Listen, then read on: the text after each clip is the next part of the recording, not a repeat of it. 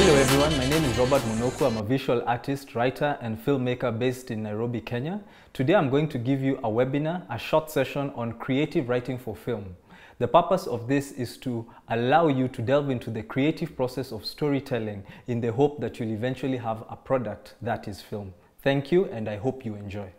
I would like to discuss a few things that may help anybody who wishes to venture into writing for film. And I would just like to say at this point, I have some of my notes which I'll be glancing at now and then. But I just want to say that this is not going to be an in-depth class on creative writing because that's a whole other field which will take a long time. I would just like to touch on creative writing for film. That is, how do you develop ideas that translate into film? And I'll look at 4 or 5 things that I believe are crucial elements, that are core elements when you're discussing film and writing for film. And the first is how do you develop a story idea and how do you come up with something that's original. The second will be the storytelling process. The third thing that I'll look at is storyboarding. I'll also look at genres in film, and I'll also touch on screenplays. But again, I would like to say that these are very broad areas and they take much more time. If nothing at all, what you should come out of this short session with is an understanding that can lay the foundation for you to already start writing for your next film. So just to get into it, I would like to say when you're developing a story idea, you must remember that there's nothing new under the sun. So do not feel scared when you come up with an idea and do some online research or even offline research and later find out that that idea has actually been done. The truth is you'll always get someone who's done what you're thinking about. But the hack is the how. How do you differentiate your idea from the one that's been done before? And that is where storytelling comes in. When you're coming up with a story idea, one thing you need to be key on is 3 things I always say that work well for me, and I hope this also works well for you. The first is, has it been done before, or has the story been done before? And that's where originality comes in. Truth be told, many times you will get that certain themes have been told before. So the hack here is how you do it. And this will touch on when I talk about storytelling. Many people can tell the same story in different ways. So when you're coming up with a story idea for film, you can ask yourself, you can jot down a number of ideas and then ask yourself, has this been told before? The second thing you need to look at and consider is what I call the so what test. So what? And why I call it so what is because why should I bother? You may find that you have an idea. For example, you want to write about, as I gave an example before, how do cables in a server room create spaghetti and prevent the technician from going in? Well, we all know it's a reality, it happens. There's cable spaghetti, but so what? So that's a very extreme example. There are more, less boring kind of examples I would give, but the bottom line is how interesting is your story. So the so what test allows you to measure the interest value or the entertainment value of your story. You may have a story about, again, going back to the first thing you need to look at about originality, maybe events that happened in your country. Maybe in Kenya we had the 2007 post-election violence. Many people have produced articles, films, and other material on that. But then again, the thing is, it's an important issue. So in as much as the theme is not quote-unquote original or exclusive to you, it's something of social value. Hence my third test of your story idea and whether it's a good one, and that is what is the social relevance of your story idea. So just to quickly go through the 3 again. The first is how original is your story? Has it been told before? And the second is the so what test, the interest or entertainment value of your story. And the last one is the so what, the social relevance and how you plan to effect change, or how do you plan to contribute to existing knowledge with your film. Another thing I need to look at with you when you're developing stories, and now we are into storytelling, which is the next thing, is 4 things: your character, your setting, your point of view, and theme. There are many other things you can look at, but I want to pick these for these purposes of creative writing in film. You need to have a character. Your character is what becomes the actor in your screenplay when you actually write your screenplay. Characters are very important because they are the vehicle that carries the story from start to finish.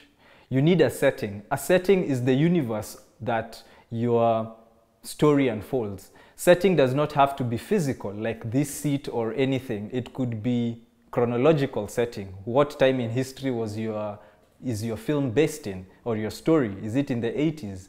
Is it in the 60s? So when you're writing for film, you have to know how to establish setting. And there are many ways of doing this without being literal about it. You do not have to have a character saying, hey, my name is John and I am in this building in 1985. You could simply use set design to evoke the same thing. Maybe in the set, in his living room, there's an old dial telephone, which, by the way, was being used at that time. And you'd probably not have a cell phone in the set because by that time, they were not using them at all. You probably would have wardrobe as a way of expressing setting. If someone is wearing flares or what do you call them, bell-bottom trousers, then you probably know it's in the 70s or late 60s, or the afro and so on and so forth. So there are various ways I invite you to explore online and offline about setting. And the other thing is the point of view. Who is this story being told to, and who is telling it? Like, who is the person telling this story and how is it being told? For example, we have various narration formats. We could have a first-person narration. We could have a third-person narration. We could have an imagined kind of setup where events unfold. So the point of view of your story is also critical, and we'll touch about a bit on that when we look at style.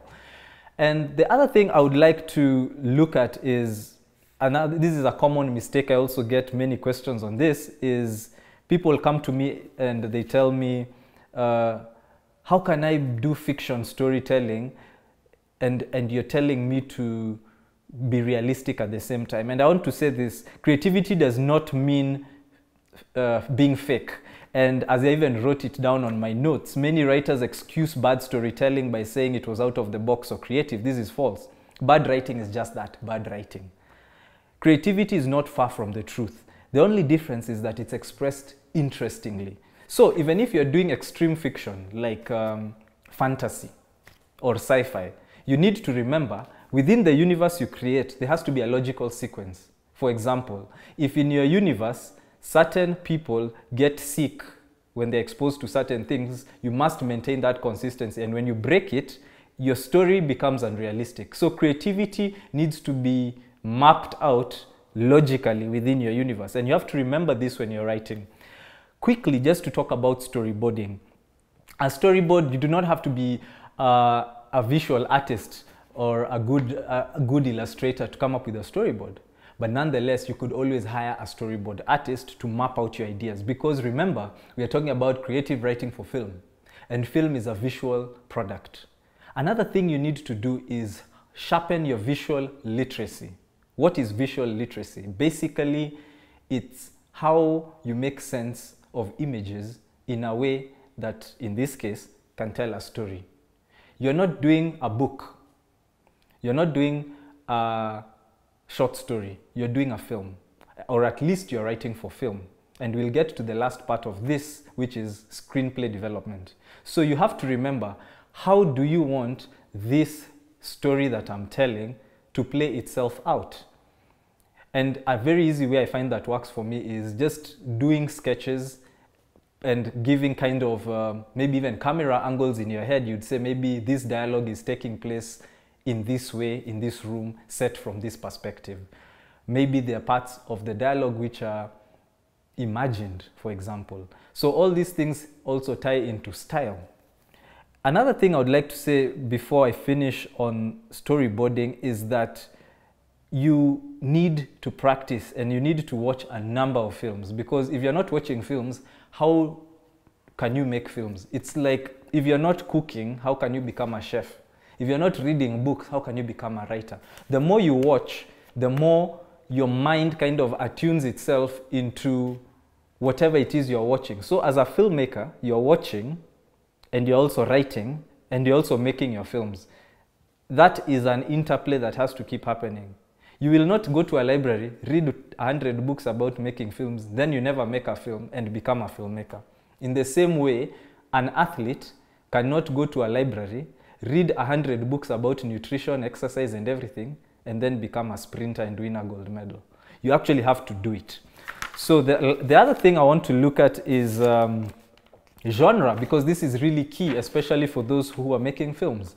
I want to say this, and I said this in my other class, is two filmmakers can make the same story, actually with the same script, but of different genres. Let me give an example, for lack of a better one. If you've watched the television series 24, starring Kiefer Sutherland, and if you've watched the television series Homeland, starring Claire Danes, they are both of the same theme. Theme is different from genre. Theme is what you're talking about. Genre is the style you're using to express what you're talking about. Homeland and 24, same themes. Counter-violence, extremism, terrorism, and all that. But if you are actually to analyze the television series, you'd realize that 24 is more of action thriller and Homeland is more of drama.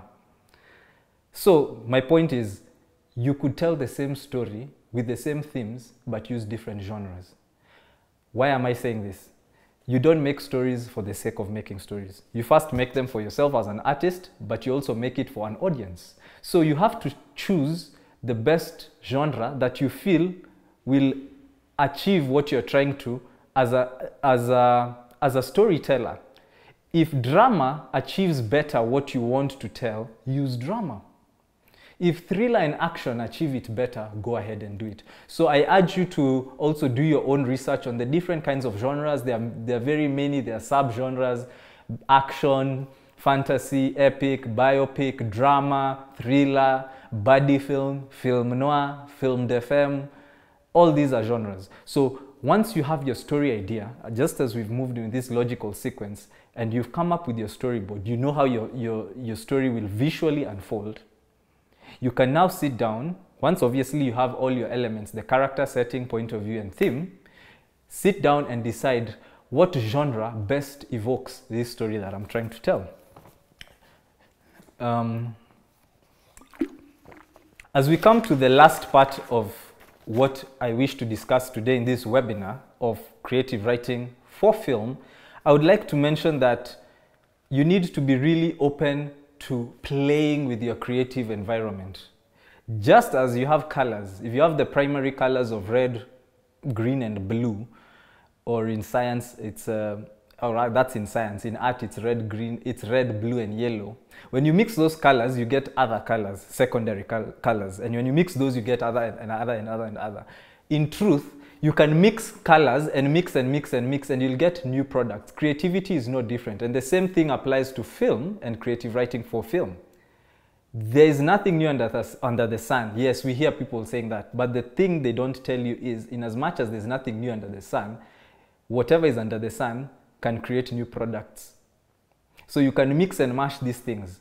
You have genre, you have themes, mix and mash, and that's where style comes in. If you look at some of the really good or renowned directors, they have a significant sense of style which comes out in their films, and immediately we watch it, we can say, oh, that's an Ava DuVernay film, that is a Wanuri Kahiu film, that is a Martin Scorsese film, or a Stanley Kubrick film, because over the years they have learned how to play with technique and create style. And just to give you some small tips, again, this is not cast in medieval bronze, you can always play with it, and that's the idea. You can use, for example, twists. I put this down, where a simple twist is the bad guy ending up being the good guy. We've seen that 100 times, but now how do you do it? So you can play with twists. M. Night Shyamalan likes using that a lot. If you've watched The Village and some of his other films, even I think Split is his, you'd find that he likes using twist. So twist is a stylistic device. Another one of these stylistic devices you can use is the mind-boggling types or mystery. For example, you could have a character walking home and he ends up in another setting. Especially this is used for fantasy and other kinds of dramatic storytelling. So you can create mystery where you give something to the audience, but you do not resolve it for them. You leave it open-ended in a way that they can come up with a number of options of resolving it. That's a stylistic device. And it makes your story more interesting because you create suspense. Suspense is offering something but not giving it completely. So your audience is forced to engage you until it's finally revealed. But then again, with the stylistic device of mystery, you never give what you promise. You never resolve the suspense. So these are some of the things that you can use as stylistic devices. Other more basic ones you can try out when you're doing your first short film is playing with visuals. Start a story from the end and finish with the beginning. And you could mix shots, and you could also play with dialogue and thoughts. For example, you could have two characters in a scene. One is actually talking to the other one is responding to thought. So that makes it more interesting, for example, as opposed to a normal conversation. The idea is, how do you make your film more interesting? How do you make your stories more interesting to tell? And lastly, I would like to say, I would like to talk about screenplays. And I would like to mention at this point that if you're a good writer, a short story writer, or you're used to writing literature, novels and the like, it does not mean that you're good in screenwriting or writing scripts, because it just means that you're good in grammar and you have a head start from like somebody who doesn't know how to write at all.